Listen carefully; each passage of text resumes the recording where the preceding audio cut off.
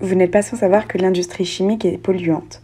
En effet, elle consomme énormément de ressources, minières, pétrolières notamment. Elle est énergivore et produit de déchets peu, voire pas recyclables. Médicaments, matériaux, solvants, revêtements, carburants sont pourtant absolument indispensables à la société actuelle et ne peuvent pas être remplacés à court terme. On s'est donc demandé comment produire les molécules dont on a besoin en polluant moins. Mais pour répondre à cette question, on s'est demandé qu'est-ce qui pollue dans une réaction chimique. Une réaction chimique est constituée de 4 éléments importants. Un ou plusieurs réactifs, les ingrédients, le ou les produits, ce qu'on va obtenir à la fin, les conditions de réaction, solvant, température, agitation, durée par exemple. Et très souvent aujourd'hui, un catalyseur qui permet ou facilite la réaction. Là-dedans, le produit est fixé, les réactifs aussi dans une moindre mesure, et les conditions opératoires dépendent de la réaction que l'on souhaite mettre en œuvre. Autrement dit, l'élément principal sur lequel les chimistes peuvent travailler depuis un siècle est le catalyseur. Il permet de réaliser un très grand nombre de réactions très utiles en chimie, qui seraient par ailleurs impossibles à mettre en place et permet aussi d'économiser beaucoup d'énergie.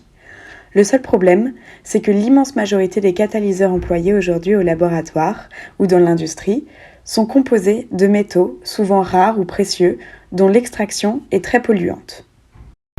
On s'est donc dit naïvement, pourquoi est-ce qu'on n'essaierait pas de réaliser des réactions catalysées sans catalyseur? Ou plutôt, sans catalyseur métallique classique. On a voulu en plus tester une réaction pertinente et utile, et non pas un cas trop particulier qui restreindrait les applications. On s'est donc attaqué à la réaction la plus recherchée, la plus convoitée, bref, le saint graal de tout chimiste, la formation d'une liaison entre deux atomes de carbone. On a plongé la tête dans la bibliographie pour voir si un tel exploit avait déjà été réalisé, et bingo! En 2020, l'équipe de Long Miao est parvenue à former cette liaison spéciale entre différentes molécules grâce à la lumière, sans catalyseur conventionnel. Nous avons donc cherché à la reproduire et avons pris cette photoréaction comme modèle. La réaction sous irradiation UV du para-iodobenzoate de méthyle avec la N-méthylpyrrole pour former le para-1-méthyl-1H-pyrrole de benzoate de méthyle dans l'acétonitrile en présence de triéthylamine à température ambiante pendant 24 heures.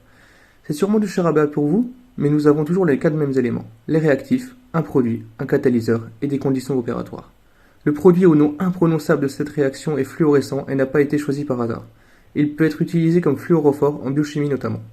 On peut en effet le greffer sur une autre molécule, comme une protéine, non fluorescente pour la rendre à son tour fluorescente et pouvoir la détecter en microscopie à fluorescence par exemple.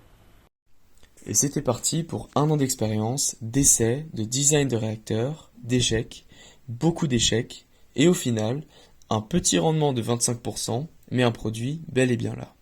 Même si les purifications étaient difficiles, on avait réussi à assembler 2 molécules via une liaison carbone-carbone sans aucun métal. C'était un bon début pour une première expérience.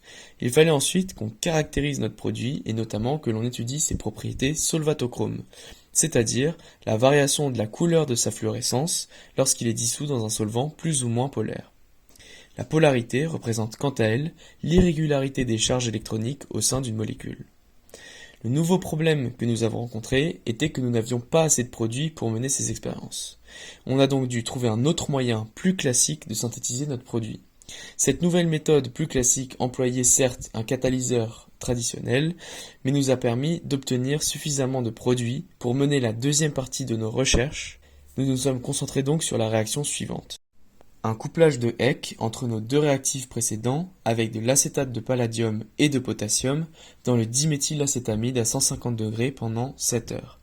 Nous avons obtenu un meilleur rendement d'environ 60% et avons pu obtenir 120 mg de notre produit pur dans le but de l'analyser. Nous l'avons dissous dans 6 solvants de polarité différentes et avons enregistré les différents spectres de fluorescence. Nous avons en quelque sorte mesuré la couleur de nos solutions. Plus le solvant était polaire, plus le pic de fluorescence subissait un décalage qu'on dit bathochrome pour aller du violet vers le bleu. On a superposé les différents spectres de fluorescence et on observe clairement un décalage vers la droite de nos pics. Il s'agissait bien des descriptions des articles sur lesquels on s'était basé.